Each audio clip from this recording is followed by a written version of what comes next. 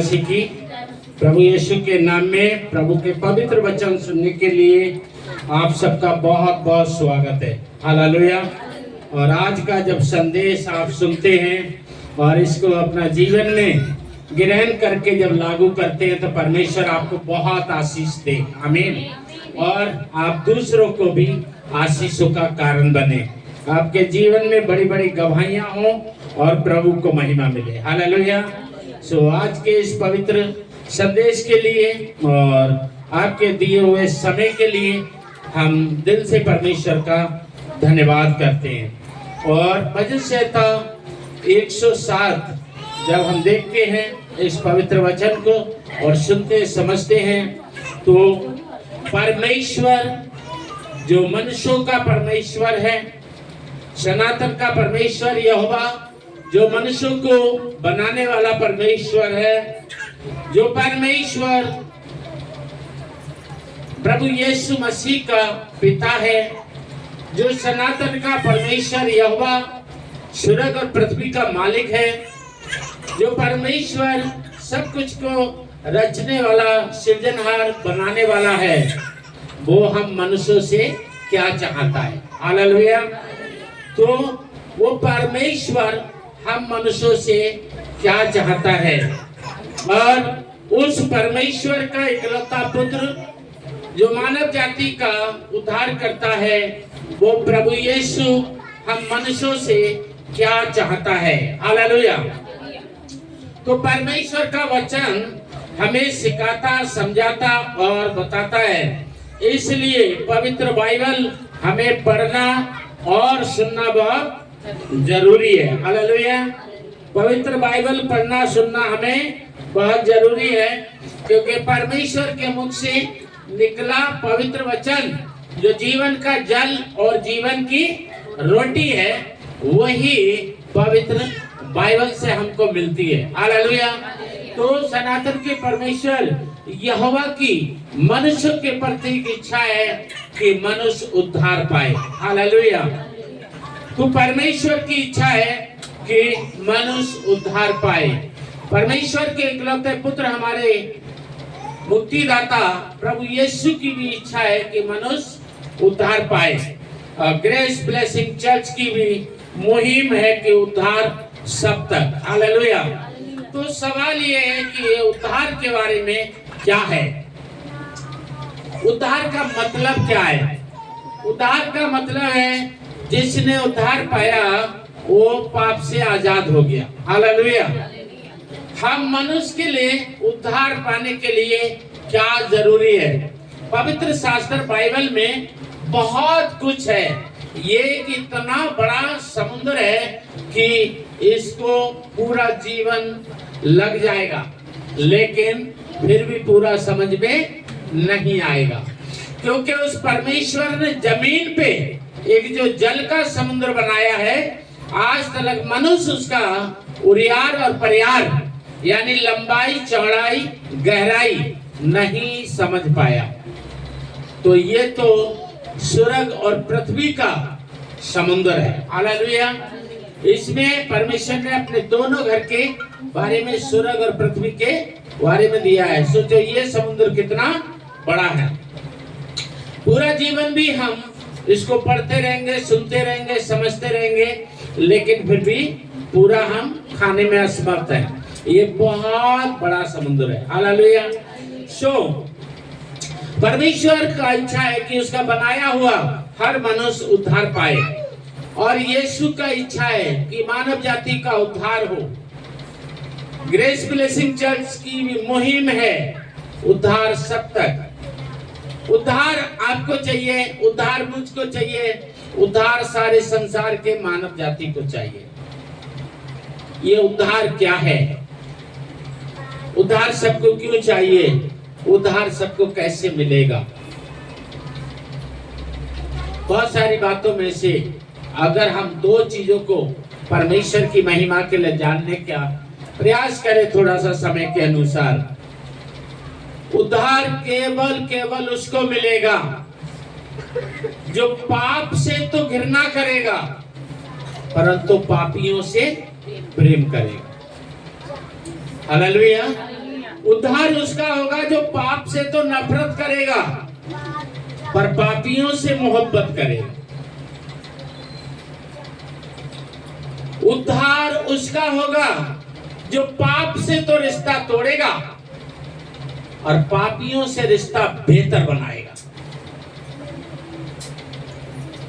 उद्धार उसका होगा जो शैतान की शिक्षाओं से तो दूर होगा पर यीशु की उत्तम शिक्षा को पाने में आगे दौड़ेगा। तो बेहतर रिश्ते परमेश्वर की ओर से हैं, बेहतर शिक्षा परमेश्वर की ओर से है, बेहतर उद्धार परमेश्वर की ओर से, और ये सब कुछ परमेश्वर अपने पुत्र यीशु के माध्यम से देगा। क्योंकि वो कहता है जो मेरे पुत्र के द्वारा मेरे पास आएगा मैं उसको ग्रहण करूंगा, स्वीकार करूंगा, परंतु जो मेरे पुत्र से हटके आएगा मैं उसको नहीं जानता। इसका मतलब है परमेश्वर से हमें हमारे पाप ने दूर किया है। हालेलुया। परमेश्वर से हमारे पाप ने हमको क्या कर दिया? दूर कर दिया। अब परमेश्वर का इकलौता पुत्र यीशु ही हमें हमारे उस स्वर्गीय बाप से क्या कर सकता है? मेल मिलाप करा सकता है। यीशु मेल मिलाप का प्रभु है। मेल मिलाप हमारे जीवन में बहुत जरूरी है। यीशु प्रेम का प्रभु है, इसलिए हमारे जीवन में प्रेम का होना बहुत जरूरी है। यीशु रिश्ते बनाने वाला प्रभु है, वो तोड़ने वाला नहीं, जोड़ने वाला, रिश्ते बनाने वाला प्रभु है। इसलिए हमें रिश्ते बनाना बहुत जरूरी है। ज्ञान के भंडार का मालिक है कौन? यीशु। बुद्धि के भंडार का मालिक है कौन? यीशु। ज्ञान बुद्धि के भंडार का मालिक है, बुद्धिमान है वो। इसलिए हमें शिक्षा बहुत जरूरी है। कौन देगा? यीशु। हालेलुया। हमें उद्धार बहुत जरूरी है। कौन देगा? यीशु। किसने कहा? ऐसा पवित्र शास्त्र बाइबल में लिखा है। ऐसा पवित्र शास्त्र बाइबल में लिखा है। पर कब मिलेगा? जब हम पाप से तो घृणा करेंगे लेकिन पापियों से प्रेम करेंगे। इसका मतलब है उद्धार कब मिलेगा? जब हम उद्धारकर्ता के जैसे बनेंगे। तो कौन है उद्धारकर्ता? उद्धारकर्ता है यीशु।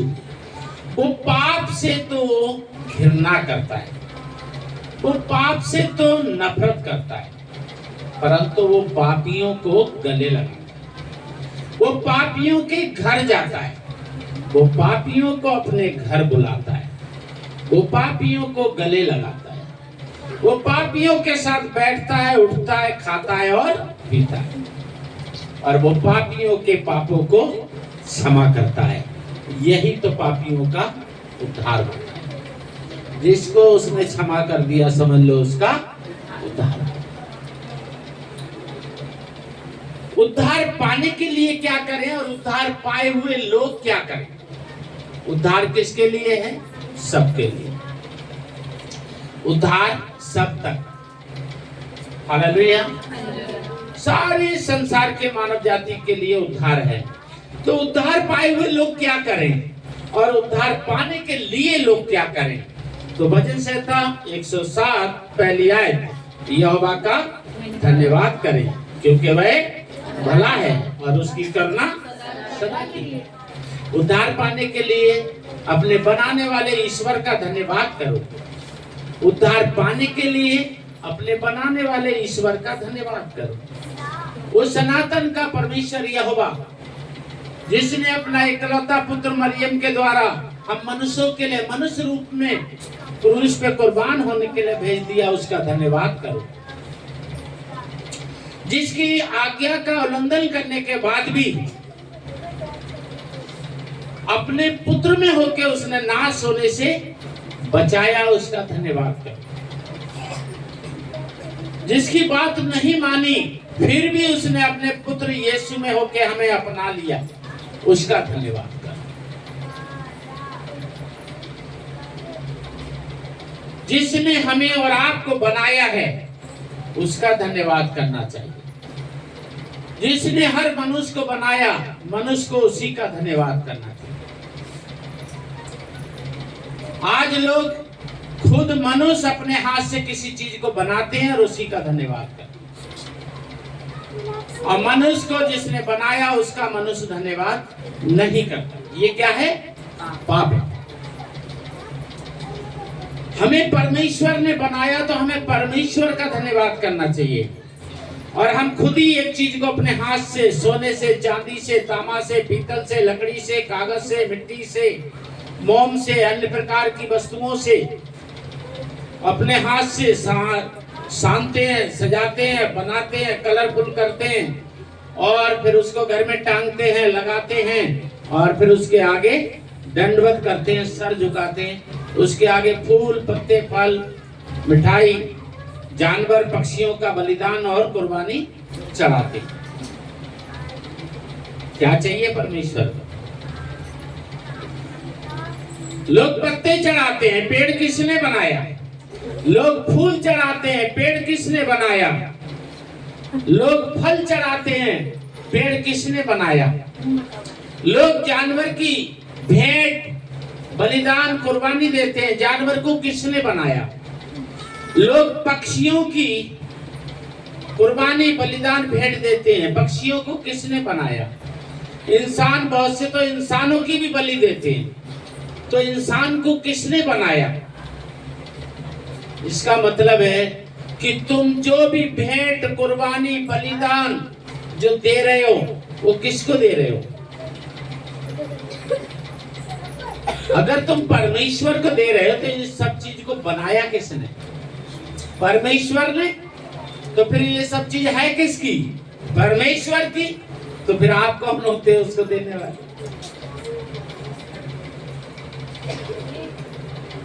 तो मनुष्य दो चीजें दे सकता है परमेश्वर को, इनके अलावा जो भी कुछ परमेश्वर को देते हैं वो नासमझी है मनुष्य। परमेश्वर को सबसे पहले अपने जीवन का पाप दो। हालेलुया। सबसे पहले अपने जीवन का पाप की गठरी परमेश्वर के आगे रख दो। वो कहता है, ये सब थके परिश्रम करने वाले बहुत से दबे लोगों, अपनी गठरी के साथ मेरे पास आओ। तो अपने पाप को परमेश्वर को दो कि हे परमेश्वर, मैं एक पापी बुरा व्यक्ति हूं, मैं अपने पाप तेरे आगे रखता हूं, अपने पुत्र यीशु में मुझको माफ करके मेरा उद्धार कर। हालेलुया। और दूसरा चीज, परमेश्वर को दिल से धन्यवाद दो कि हे परमेश्वर, मैं तेरा धन्यवाद करता हूं, मैंने तेरे विरुद्ध पाप किया, तेरे खिलाफ चला, लेकिन फिर भी तूने मुझसे इतना प्रेम रखा कि मुझे मेरे पाप से माफ करने को, मेरा उद्धार करने को अपना इकलौता पुत्र यीशु कुर्बान कर दिया। तो हे पिता, मैं तेरा धन्यवाद करता हूं। हे प्रभु यीशु, मैं तेरा धन्यवाद करता हूं कि मेरे जैसे बुरे व्यक्ति के लिए, मुझ जैसे मनुष्य के लिए तू मनुष्य बन के आ गया, और तूने पिता की आज्ञा के अनुसार मेरे जैसे पापी व्यक्ति के लिए कुर्बान हुआ, बलिदान हुआ। मैं तुझे धन्यवाद करता हूं। हालेलुया। ये सच्ची भक्ति है, और ऐसी भक्ति करने वाले को अपना कोई धर्म छोड़ना और कोई धर्म ग्रहण करने की आवश्यकता नहीं है। उसका उद्धार कोई नहीं छीन पाएगा। यदि हम परमेश्वर की इच्छा पूरी करें तो फिर हमारा विरोधी हमारा क्या बिगाड़ सकता है? हालेलुया। शैतान हमारा कुछ नहीं बिगाड़ पाएगा अगर हम परमेश्वर की इच्छा पूरी करें।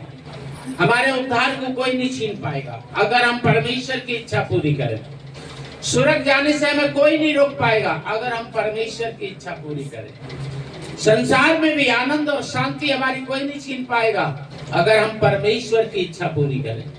जो परमेश्वर हमें मिट्टी से मनुष्य बना सकता है, वो परमेश्वर हमारी रक्षा भी कर सकता है अगर हम उसकी इच्छा पे चलें। सच्ची भक्ति धर्म बदलना नहीं है, घर वापसी नहीं है, धर्म परिवर्तन, धर्मांतर नहीं है।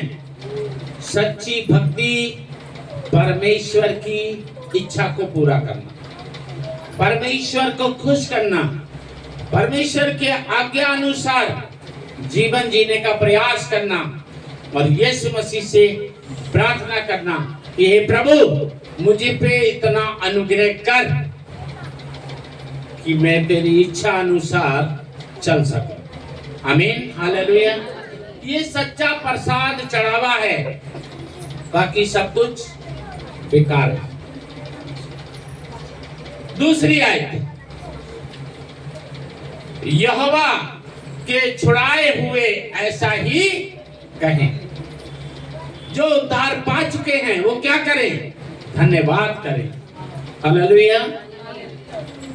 यहोवा के छुड़ाए हुए लोग ऐसा ही करें, जिन्हें उसने शत्रु के हाथ से क्या देके, और वो दाम है परमेश्वर ने अपना पुत्र दिया। हालेलुया।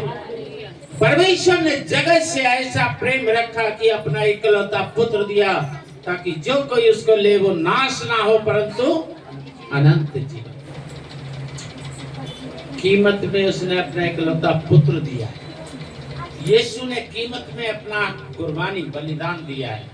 और जब यीशु मनुष्य के लिए स्वयं मनुष्य बन के कुर्बान हुआ है, बलिदान हुआ है, तो आप किसी जीव जंतु की, पक्षी की, किसी फल फ्रूट की, अंडे की, नारियल की, किसी चीज का बलिदान या बलि या कुर्बानी देने की जरूरत क्या है? अगर मनुष्य जानवर के कुर्बानी और बलिदान से अगर जीवन पाए, तो फिर ऑपरेशन थिएटर में इंसान का खून क्यों लिया जाए? फिर तो एक भैंस में से इतना खून निकल जाएगा कि कितने मरीजों को चढ़ा दो। जब इंसान बीमार पड़ता है हॉस्पिटल में, उसको इंसान के लिए इंसान का खून मांगा जाता है। तो फिर जानवर का बलिदान या कुर्बानी इंसान को कैसे जन्नत में ले जा सकती है? जानवर की कुर्बानी कैसे मोक्ष दिला सकती है?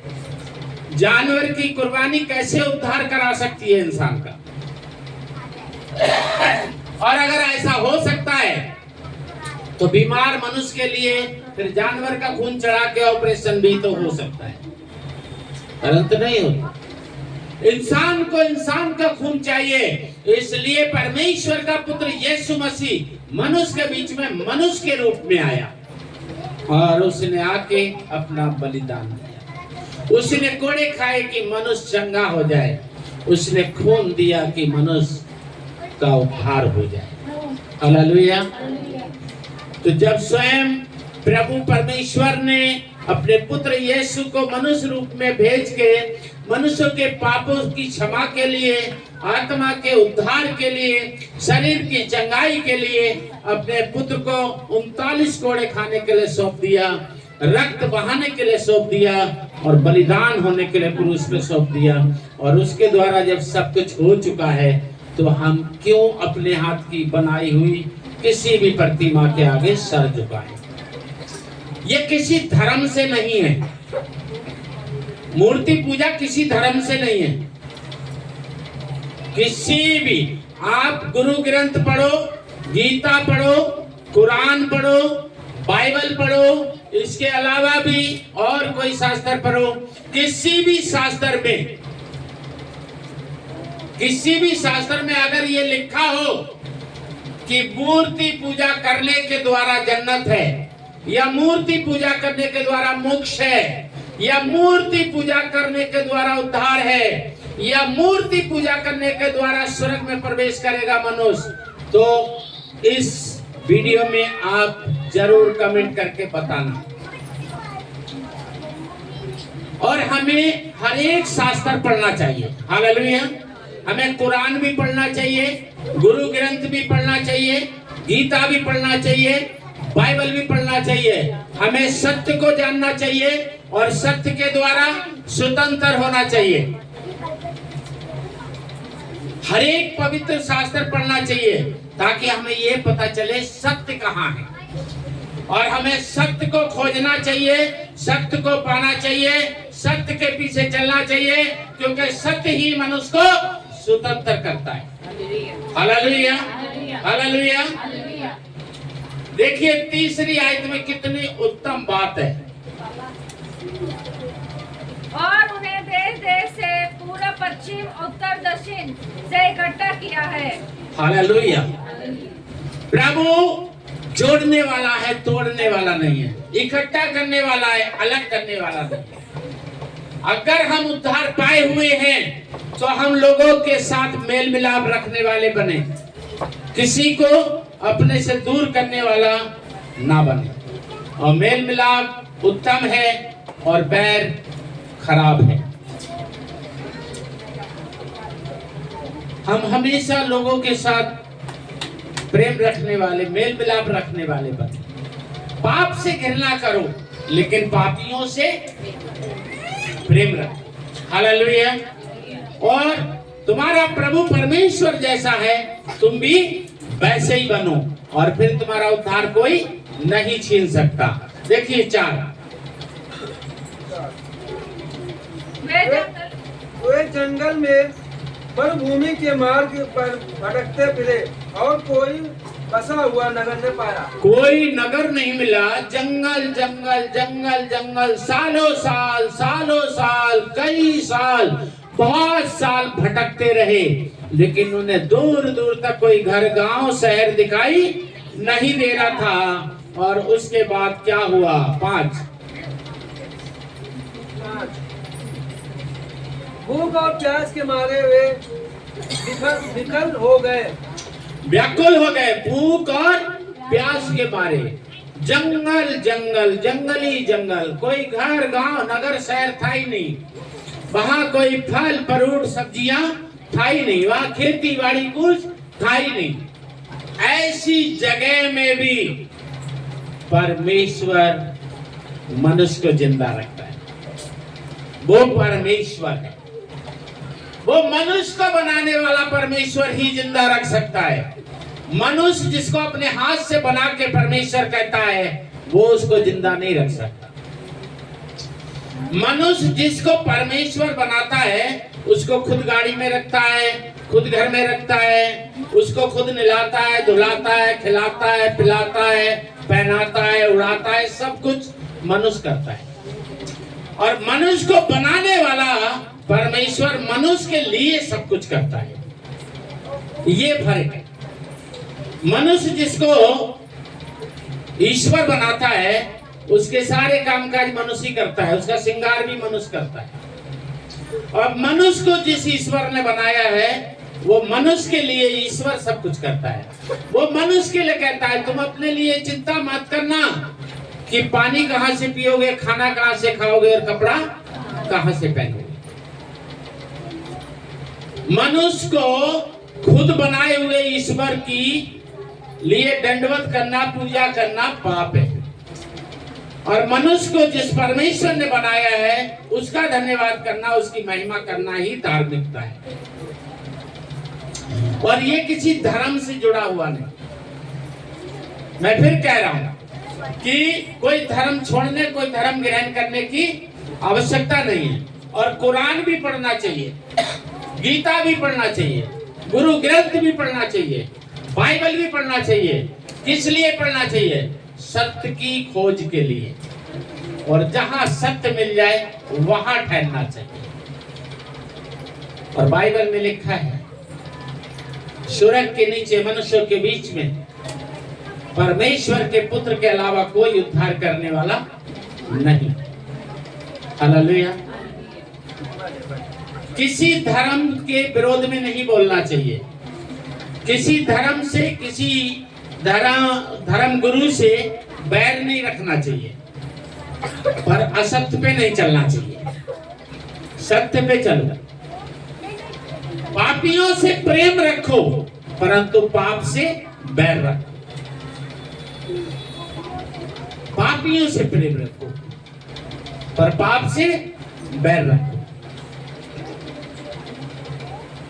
पापी से दोस्ती रखो पर उसके कामों में साझेदार मत हो। हालेलुया। देखिए उत्तम बात 6। तब उन्होंने संकट में यहोवा की दुहाई दी। इसकी दुहाई दी अपने हाथ से बनाए हुए ईश्वर की या मनुष्य को बनाने वाले ईश्वर की? बड़े ध्यान से सुनना।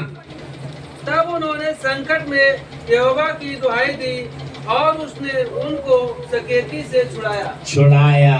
कौन छुड़ा सकता है? आपको हाथ बढ़ा के एक गिलास पानी कौन दे सकता है? मुर्दा या जिंदा? जिंदा। मुर्दा नहीं दे सकता। मुर्दा को कौन लेके जाता है? जिंदा। या जिंदा को मुर्दा ले जाता है? मुर्दा कुछ नहीं कर सकता।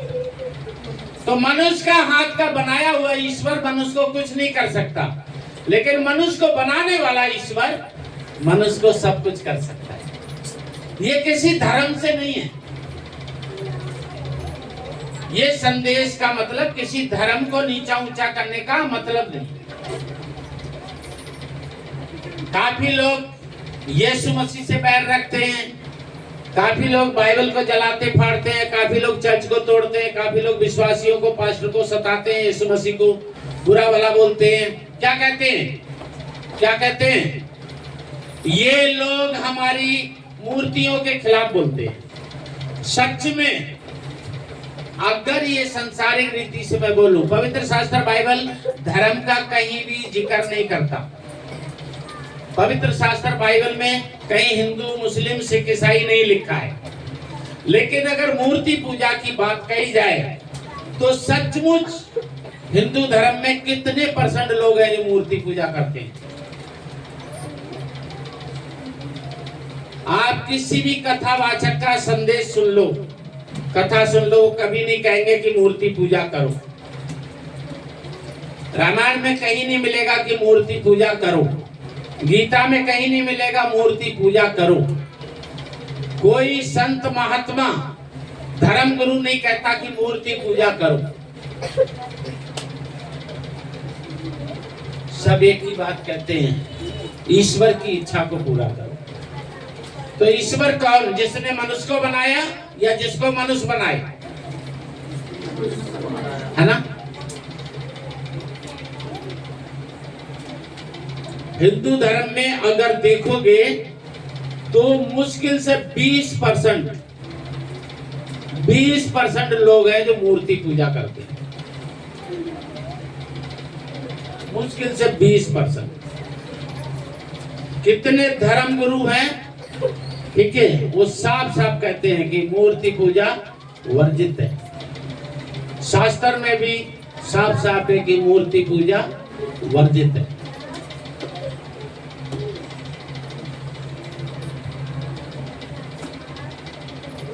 इसका मतलब है टारगेट बनाया जाता है खाली यीशु मसीह को, पास्टर को, ईसाई धर्म को, चर्च को, बाइबल को टारगेट बनाया जाता है।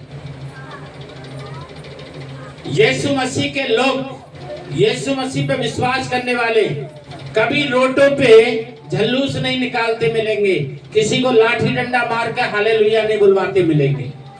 यीशु मसीह के लोग किसी भी अन्य मंदिर में जाके हालेलुया नहीं बोलते। यीशु मसीह के लोग किसी को मारपीट करके हालेलुया नहीं बुलवाते। यीशु मसीह के लोग रोड पे हालेलुया के नारे लोगों से जबरदस्ती नहीं लगवाते, तरह तरह से लोगों को सताते नहीं,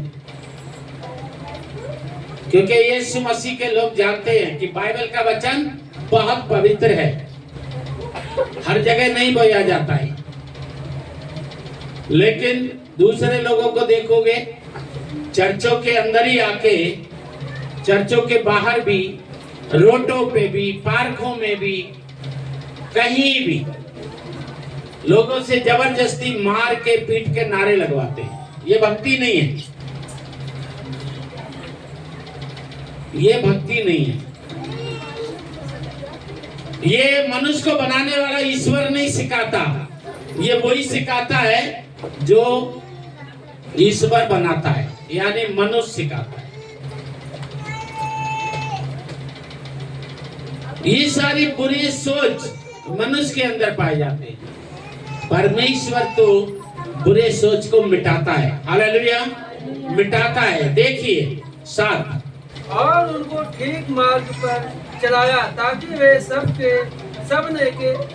सबके लिए किसी नगर को जा पहुँचे। परमेश्वर तो बुराई को मिटाने वाला, जो बुराई को मिटाता है वो परमेश्वर है, और जो बुराई को बढ़ावा देता है वो परमेश्वर नहीं हो सकता। जो तलवार चलाना सिखाए, बारूद चलाना, चाकू छुरी चलाना, लात घूंसा चलाना, हत्या करना जो सिखाए वो ईश्वर नहीं हो सकता। ईश्वर तो प्रेम करना सिखाता है, ईश्वर तो मेल मिलाप रखना सिखाता है, ईश्वर तो क्षमा करना सिखाता है, ईश्वर तो दर्द लेके दूसरों का दर्द दूर करता है। प्रभु यीशु मसीह ने कुर्बानी के समय क्रूस पे भी कहा, ये पिता इन सबको माफ कर दो क्योंकि ये सब नादान। हालेलुया। अपना अच्छा प्रभु होने का उन्होंने चिन्ह दिखाया। देखिए 19,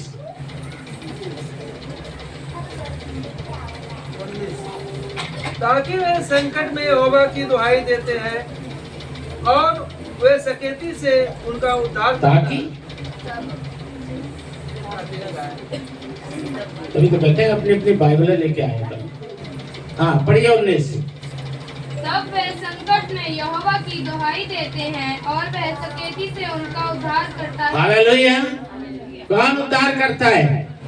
मनुष्य के हाथ का बनाया हुआ ईश्वर या मनुष्य को बनाने वाला ईश्वर? तो उद्धार मनुष्य को बनाने वाला ईश्वर ही मनुष्य का उद्धार कर सकता है। मनुष्य के हाथ से बनाया हुआ ईश्वर मनुष्य का उद्धार नहीं कर सकता। ये किसी धर्म के पक्ष में और खिलाफ में नहीं है, और कोई किसी को धर्म बदलने की, धर्म परिवर्तन करने की कोई जरूरत नहीं है। अपना धर्म छोड़कर दूसरा धर्म ग्रहण करने की जरूरत नहीं है। उद्धार पाने के लिए अपने बनाने वाले ईश्वर की इच्छा को पूरा करने की जरूरत है। हालेलुया। उद्धार पाने के लिए कोई धर्म छोड़ना नहीं है, उद्धार पाने के लिए कोई धर्म ग्रहण करना नहीं है। उद्धार पाने के लिए अपने बनाने वाले परमेश्वर के आज्ञाकारी बनना, और उसकी आज्ञा यह है कि उसके पुत्र यीशु में जो कोई विश्वास करेगा वो नाश नहीं होगा। इसका मतलब है उद्धार पाने के लिए हमें यीशु को अपना उद्धारकर्ता ग्रहण करने की जरूरत है। ऐसी चंगाई के बारे में भी है। 20 देखिए, वह अपने वचन के द्वारा उनको चंगा करता और जिस गड्ढे में वे पड़े हैं उससे निकालता है। हालेलुया। और चंगाई पाने के लिए भी अपना धर्म छोड़ना और धर्म ग्रहण करने की आवश्यकता नहीं है। चंगाई पाने के लिए भी अपने बनाने वाले यहोवा की आज्ञाकारी बनने की जरूरत है। चंगाई पाने के लिए भी अपने उद्धारकर्ता यीशु मसीह में विश्वास करने की जरूरत है। हालेलुया। तो चाहे शरीर की चंगाई हो, चाहे आत्मा का उद्धार हो, ये मनुष्य का कौन कर सकता है? मनुष्य को बनाने वाला परमेश्वर। लेकिन जिसको मनुष्य स्वयं परमेश्वर बना के पूजा कर रहा है वो ना चंगा कर सकता है ना उद्धार कर सकता है। और उद्धार को और चंगाई को कोई धर्म परिवर्तन या घर वापसी की आवश्यकता नहीं है। हमें सनातन के परमेश्वर यहोवा की आज्ञा पालन करने की जरूरत है। उसके पुत्र यीशु में विश्वास रखने की जरूरत है। पवित्र शास्त्र बाइबल को वचन के अनुसार हमें जीवन जीने की जरूरत है, और इस तरीका से हम परमेश्वर के द्वारा उसके पुत्र यीशु में चंगाई और उद्धार पा सकते हैं। परमेश्वर का महिमा हो, परमेश्वर का धन्यवाद हो। प्रभु यीशु आप सबको आशीष दे। इन वचनों के लिए जो आपने सुना है औरों तक पहुंचाइए, और हो सके तो इस वीडियो को लाइक और शेयर कीजिए। कमेंट करके बताइए अगर आपको अच्छा लगा या खराब लगा, जैसा भी। परमेश्वर आप सबको आशीष दे। प्रभु की इच्छा हुई तो फिर करेंगे मुलाकात आपसे। जय मसीह।